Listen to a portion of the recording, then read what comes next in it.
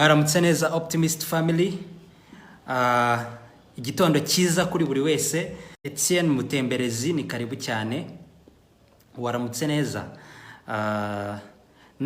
Ndabona turi batatu already. Nimba wahageze, nimba witeguye gutangira training, dusuhuze upcoming Gold Executive Prime Etienne Mutemberezi.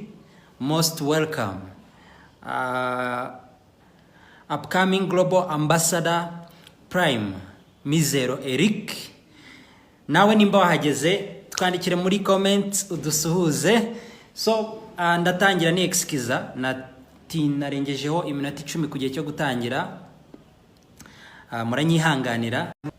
Nimba uri kunyumva neza, nimba n'amashusho uri kuyabona neza, nyandikira rimwe muri comments. Hanyuma ufate screenshot usharinge kuri groupe, kuri WhatsApp, kuri groupe hose abantu baze. Dufite training y'ingenzi cyane nkuko buri munsi twiga ibintu by'ingenzi kandi bihora bitugira akamaro muri business. So topic y'uyu munsi ni ABC to success. Nyandiki hagati aho ndi kubona network iri kugenda inyereka ko iri kwiriconnectinga, sinzi nimba biri kugera bigacika cyangwa nimba biri gukomeza, ariko nyandikira ABC muri comments. Uyu munsi tugiye kureba ABC to success. Merutse kwiga kuri umwe mu mentors banjye obita David Imonitsie, umwe mu bantu binjiza amafaranga menshi muri no industry ya network marketing, miliyoni y'amadolari arenga ku kwezi. Avuze uburyo aciye mu buryo inzira yo kuba successful muri ABC. Namwe naza nkabibasangiza cyane ko ngena natangiye kubishyira mu bikorwa, nifuza ko na buri wese nayimusangiza nawe akabishyira mu bikorwa kugira ngo turere kurusha aho turi muri business. So most welcome Theo, most welcome Gold Executive Prime, upcoming Gold Executive Jimmy, upcoming Silver Executive Prime Jimmy, most welcome. Upcoming Gold Executive Prime Elize. Yes, nabandi ndabakire cyane. So uyu munsi tugiye kwiga ABC. Mwakoze cyane kwanyandikiye ABC. Most welcome Millionaire Circle member, upcoming Global Ambassador Prime Emmy Habineza. So ABC to success. Ese ABC to success niki dukeneye gukora kugira ngo tube successful? A isobanuye attitude. Nyandikira ijambo attitude muri imyumvire. Attitude niki? Ni imyumvire, igiteranyo cy'imyumvire, imyizerere, imitekerereze ufite. Turi kujyana neza. So bivuze ngo ikintu cya mbere ukeneye kugira ngo ubashe kwinjiza amafaranga, yaba muri no business yacu, yaba mu buzima busanzwe, abantu bose bari successful mu bijyanye n'amafaranga, ikintu cya mbere kibatandukanya na kubona inyereka kuri kwiriconnectinga. Mwambwira muri comments nimba byari byahagaze cyangwa nimba byakomeje, kuko nabonaga iri kunyereka kuri yamaze igihe kinini iri kwiriconnectinga. Okay, hagira umuntu umbwira nimba byari byacitse cyangwa byakomeje. So ihagara ni iyi business ishingiye ku myumvire. Turi kujyana neza. Igice gito nicyo gifata skills cyangwa se ubumenyi bw'imikorere ya business, ariko uruhare runini rwo gutunga amafaranga menshi muri no business no mu buzima muri rusange bishingiye ku myumvire. Ku myumvire tuba tugize gute ko bune cyangwa rero butanu kugira ngo bashe kuba successful. Hari amoko ane cyangwa satanu y'imyumvire dukeneye kugira ngo tubashe kuba successful. Actually 9 sibyo. Urwego rwa mbere rw'imyumvire ukeneye kugira, urwego attitude of expectation. Attitude of expectation. Turi kujyana neza. Nimba byumvise, nimba turi kujyana na nyandikira ngo attitude of expectation. Type ya mbere ya attitude ukeneye kugira cyangwa se ubwoko bwa mbere bw'imyumvire ukeneye kugira no kugira imyumvire yo kuba hari cyiza. Turi kujyana neza. Mbere yuko tuza muri no business, twari turi mu no business sanzwe nkorera umushahara ndetse no munyeshuri. Hari umuntu waje muri no business asanzwe akora akazi runaka, akora muri leta, akora mu kigo cyigenga. Hari waje muri business asanzwe ari umucuruzi, ndetse hakaba hari n'uwaje muri business asanzwe ari umunyeshuri, hakaba n'uwaje asanzwe ari umushomeri. abo bantu bose ibyo byiciro by'abantu ko twaje muri business tugiye dutandukanye. Mbere yuko tuza muri no business twaje dufite imyumvire igize gute? Mbere yuko tuza muri no business twaje dufite imyumvire itandukanye, sibyo? Ari situation wari urimo turi kujyana neza, ni gake cyane wabaga witeze kubona umusaruro uhambaye mu byo wari uri kugira gute, wari uri gukora. Akenshi usanga twaramenyereye ubuzima busanzwe bitewe n'ibyo twakoraga. So muri no business rero mentor wanjye David Monditsi aravuga ngo ikintu cyambere ukeneye kugira ukigera muri no business ni attitude of expectation. Tangira wizere yuko tangira wibone bya bindi zanzozi wageraga kuzageraho, tangira wibone wazigezeho, sibyo? Begin with the end in mind. Tangira wibone watuye muri yanzu y'inzozi zawe, wibone ugenda muri ya modoka y'inzozi zawe, wibone ujyana abana bawe mu mashuri meza cyane, wibone ufasha umuryango wawe, wibone ufasha societe, wibone munsi n'igihe ibyaba bitari kugenda neza, n'igihe waba uri guhura na rejection, n'igihe hari umuntu waba mwari mufatanyije business agakwitinga, n'igihe upline wawe yaba yagudisappointinze, n'igihe aba prospects baba bakudisappointinze. Aravuga ngo igihe cyose ukwiye guhorana attitude of excitement. Uburyo bwa kabiri bw'imyumvire cyangwa se bwa attitude dukeneye kugira muri no business kugira ngo twubake business nini ni attitude of excitement. Nyandikira ijambo excitement muri comments. Ukeneye kugira attitude of excitement. Excitement ni iki? Excitement ni uguhorana ibyishimo, ni uko ufite ibyishimo. Turi kujyana neza. Abantu baza muri no business, kimwe mu bintu bikura abantu muri no business ni excitement bakubonamo, sibyo? Ni ibyishimo bakubonamo. Niki kizagutera bya byishimo rero? Icyambere of course naho uri muragana ni ya expectation ufite aho. Kabiri ari nacyo hari aho uri kugana, hari n'abo abantu uri kwereka business wifuza ko bagana, ari aba guest, aba prospects cyangwa se na team yawe all together. So ukeneye guhorana excitement muri no business. No muri NDO baratubwira ngo count your blessings every single day, smile, be excited. Umwe mu ba mentor bacu nkunda muri no business, muri no company, Viliana ni ukunda kuvuga ngo smile. Hello, buri gihe ugira gute? Smiling, excited.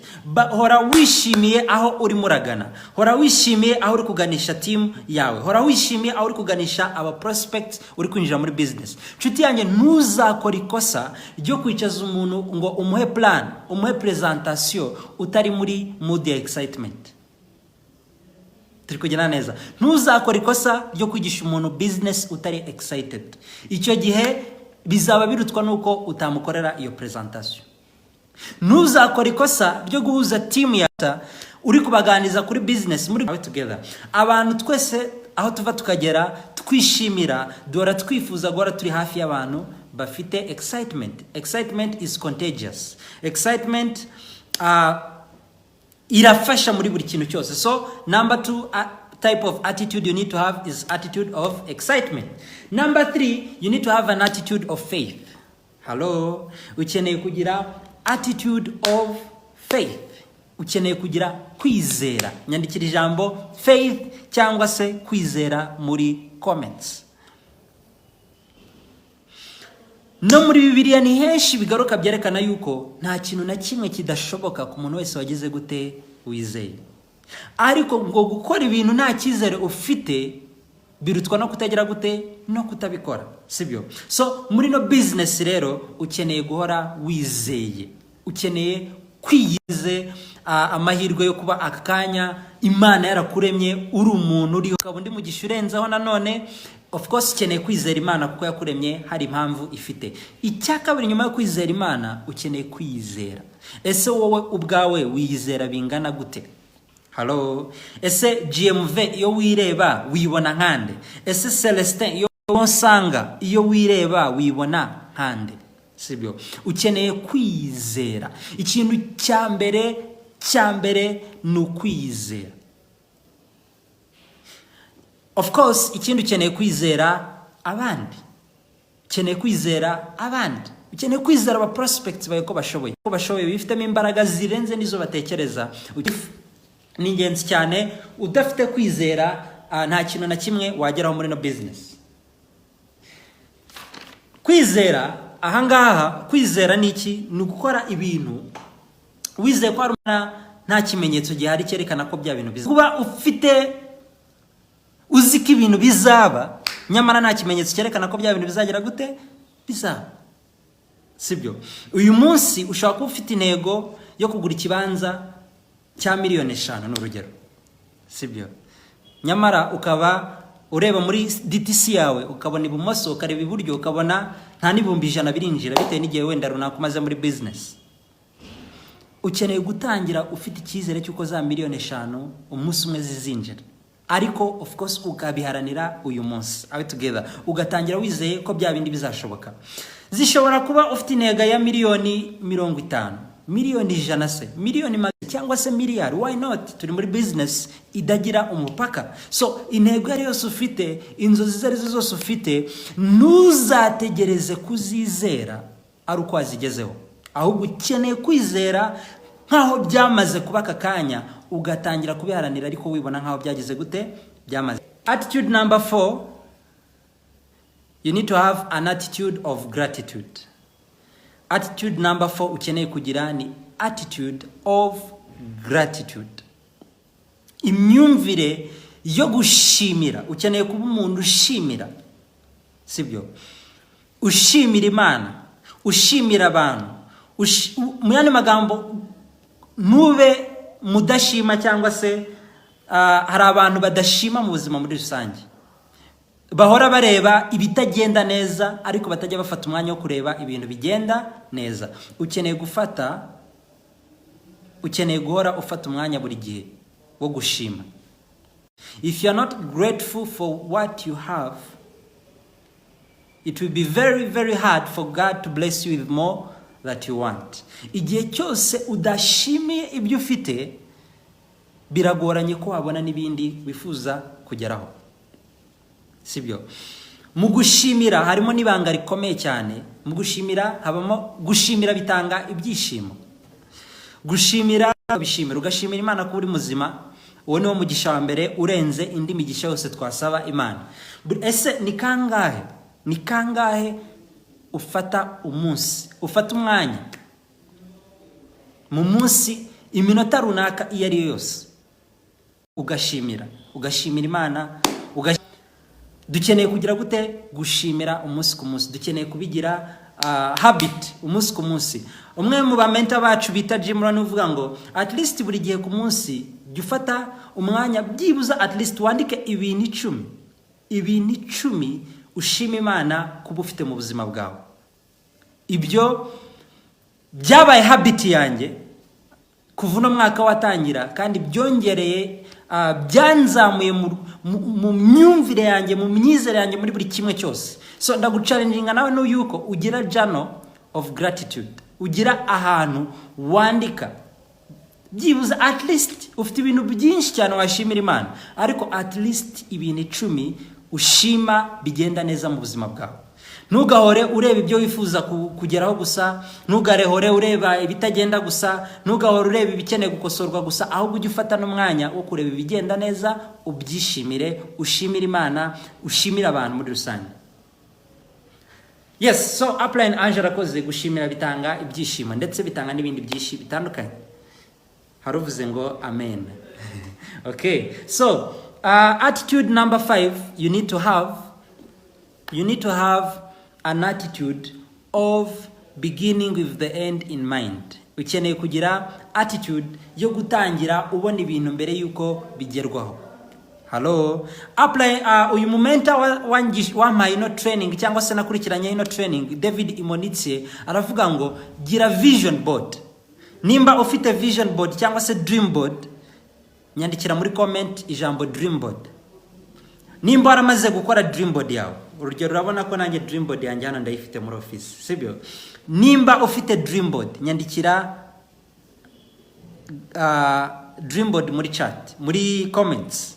Nimba utarayigira nshuti yanjye, ukeneye kuyikora vuba byihuta.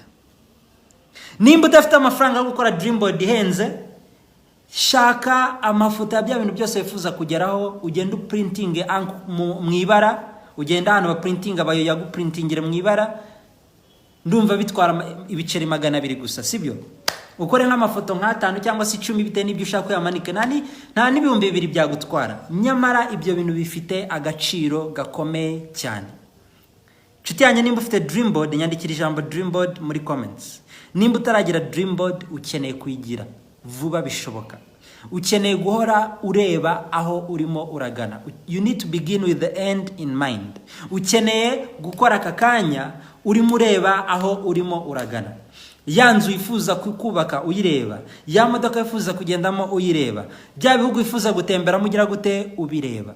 Are we together? So attitude of beginning with the end in mind. So iyo ni a tuyisoreje ahangaha. Twari turi mwibuka ko turi kuri ABC to success. A yari attitude. Kubaje nyuma mbasubiremo nihuse.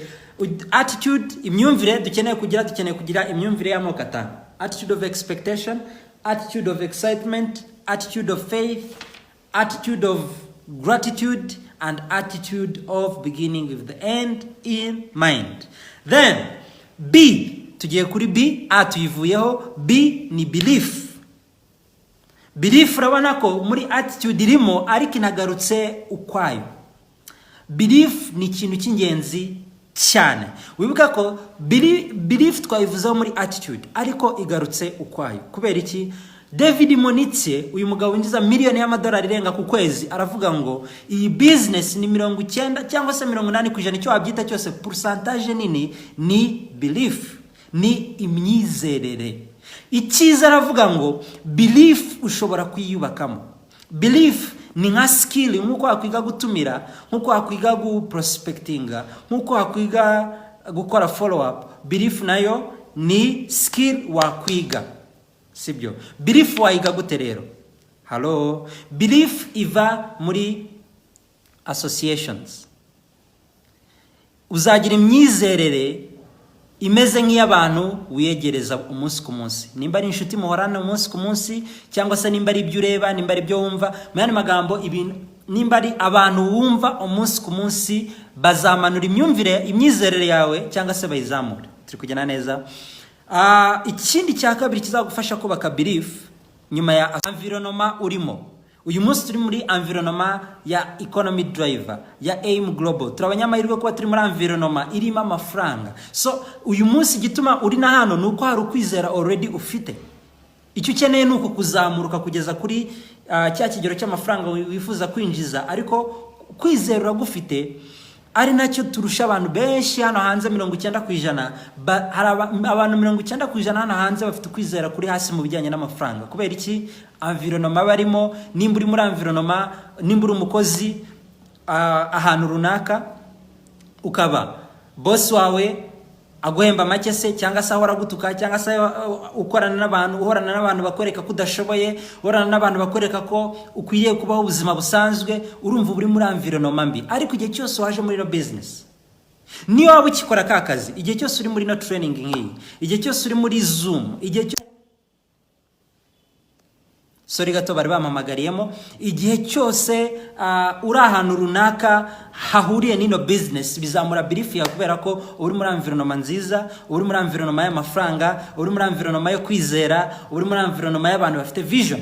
Icya gatatu kizagufasha kubaka belief yawe ni information, ni uconsuminga umunsi ku munsi, amakuru wakira umunsi ku munsi.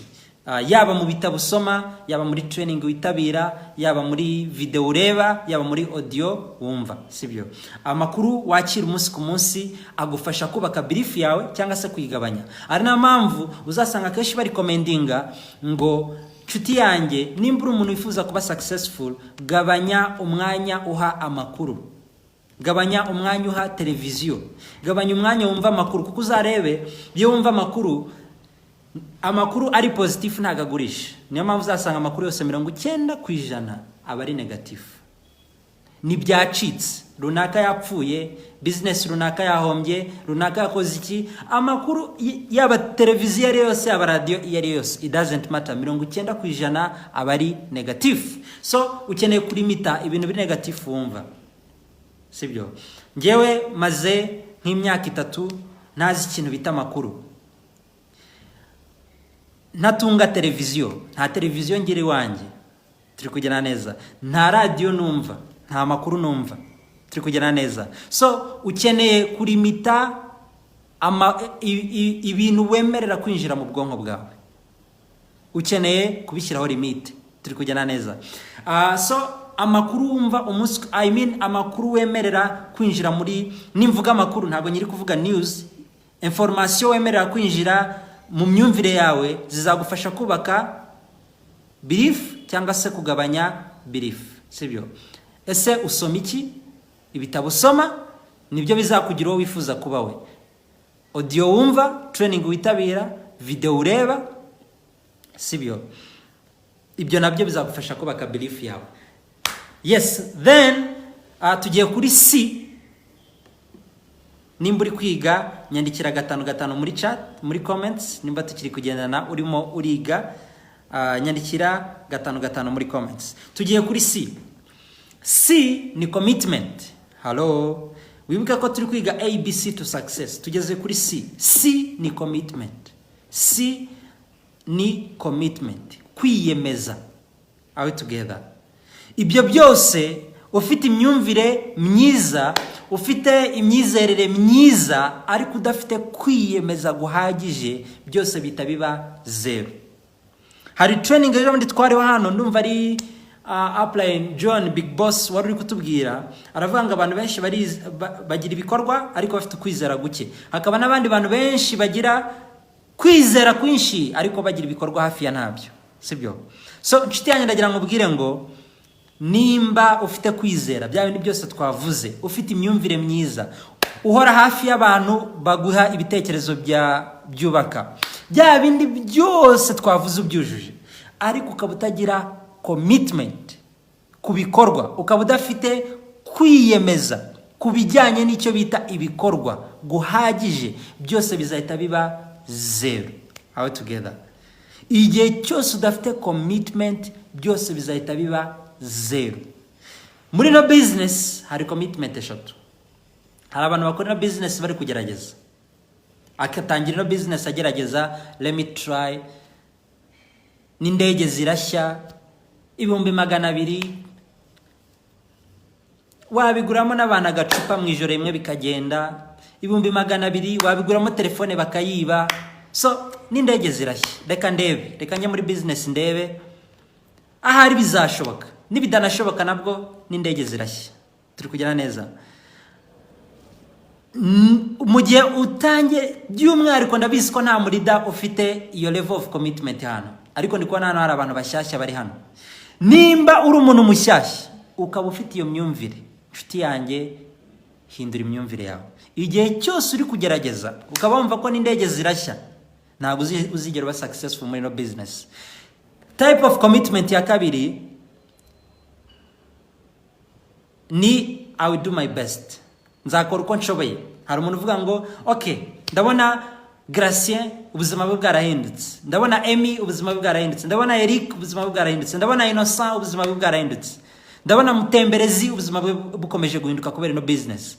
Nanjye reka mbikore ngere nkaho ageze, reka nkora uko nshoboye, nzakora uko nshoboye, nzagerageza uko nshoboye kose.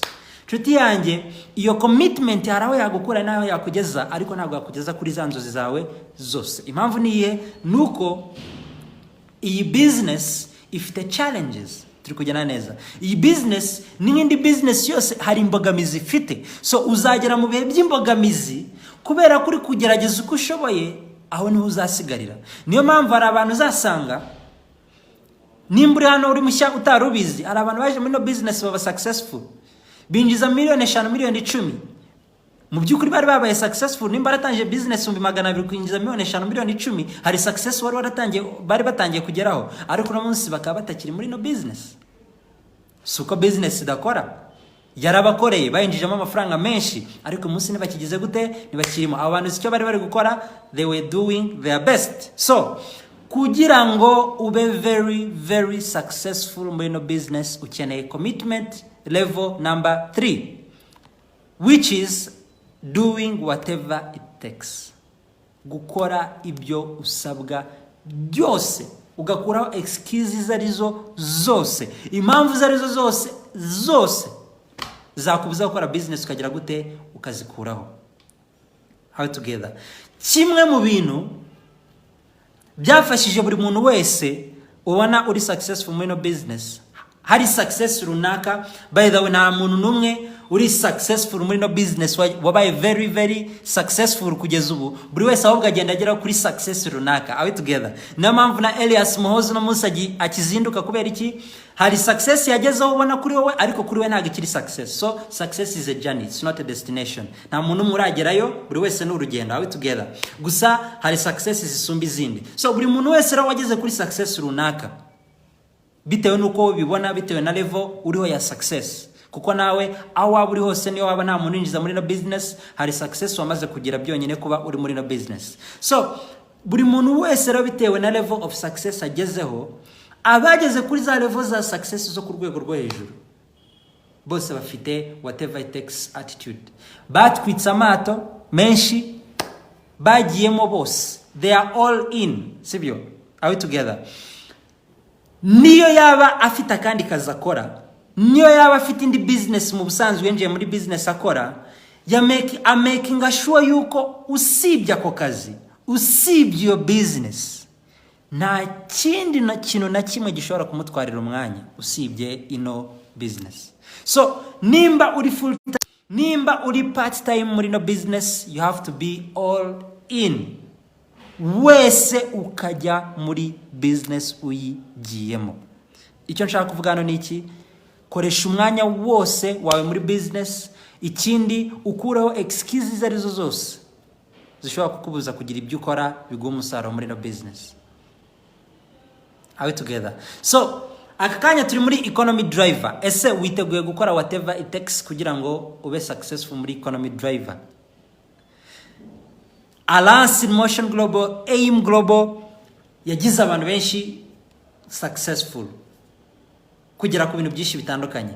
Ariko noneho turi muri economy driver igiye kugira benshi cyane noneho kurushaho successful. Ikibazo kiragira ngo witeguye kwiyemeza bingana gute kugira ngo uzabashe kuba umwe mu bantu bazaba very very very successful muri no economy driver. Hello. Yeah, ndikubona comments hano. Thank you uplines. Ndikubona comments nyinshi zijyanye n'ino topic. So, nshuti yanjye ukeneye gukora whatever it takes. Commitment yawe ukeneye kuba kuri level ya whatever it takes. Gukora ibyo usabwa byose. Sibyo? Gukora ibikorwa umunsi ku munsi. Nta excuse. N'igihe baguhaye rejection, n'igihe team yawe itari gukora, n'igihe team yawe hari abakwitinze, n'igihe byagenze gute, whatever it takes. Niyo izakugeza kuri success wifuza kugeraho. So ni commitment, kwiyemeza gukora whatever it takes, amasaha menshi, iyemeza gukora no business imyaka 3 utaruhuka. Ni muri full time imyaka 3 utaruhuka. Nuruhuka umunsi umwe mu cyumweru gusa. Nshuti yanjye nurenza umunsi umwe mu cyumweru wo kuruhuka, uzaba ushaka success izatinda. Turi kugera neza. Nimba ukora full time iyemeza gukora imyaka 3 utaruhuka, 4 5. Actually imyaka 5 utaruhuka. Turi kugera neza. Nta muntu numwe ndabona wakoze no business imyaka 5 utaruhuka.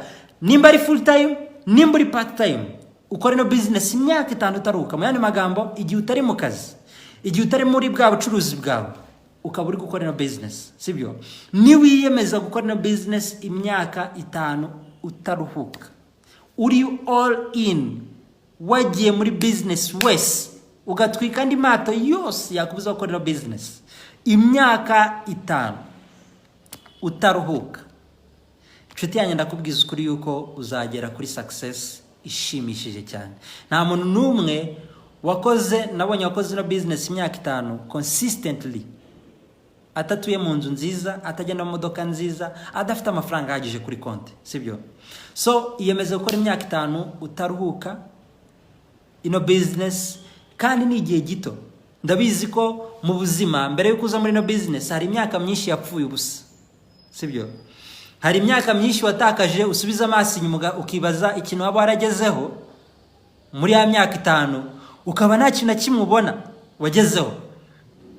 Hano hanze uzajya wigira, iyo ngize umugisha wo kwicarana n'umuntu w'umusaza, umuntu ukuze, biranshimisha cyane.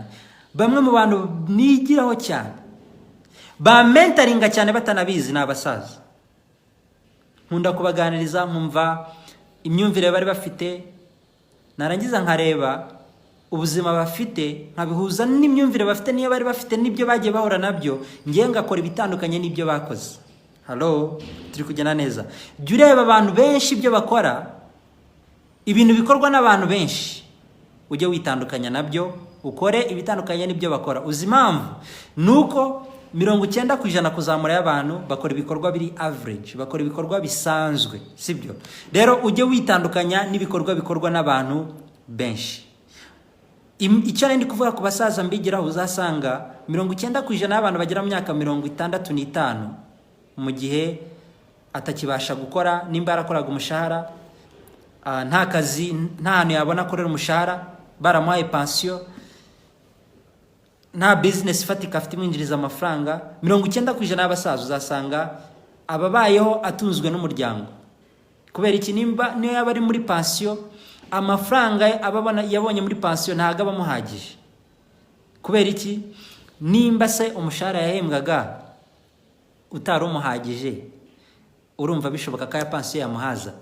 Ntago bishoboka. Kandi nyamara yakoze imyaka 40-50 ataruhuka. So wowe rero kwiyemeza imyaka 5 yonyine ugahindura ubuzima bwawe bw'umuryango wawe ukazakomerezaho. 5 yonyine, ntago ari imyaka 20, ntago ari imyaka 30. Imyaka iyemeza gukora imyaka 5 urimo wese. Nimba ukora full time urimo wese, nimba ukora part time hari ikindi ufatanya n'ino business, igihe cyose utari muri kakazi, utari muri business, muri ya business ukora. Hello, so you have to be committed, you have to be whatever it takes. Ukeneye gukora whatever it takes, bizagusettinga kuzabaho ubundi buzima bwose wifuza wowe n'umuryango wawe. So iyo yari ABC to success. A, attitude. B, belief. C, commitment. Nimba wize nyandikira 6 muri chat na hadusoreje. Mwakoze cyane kuza muri training.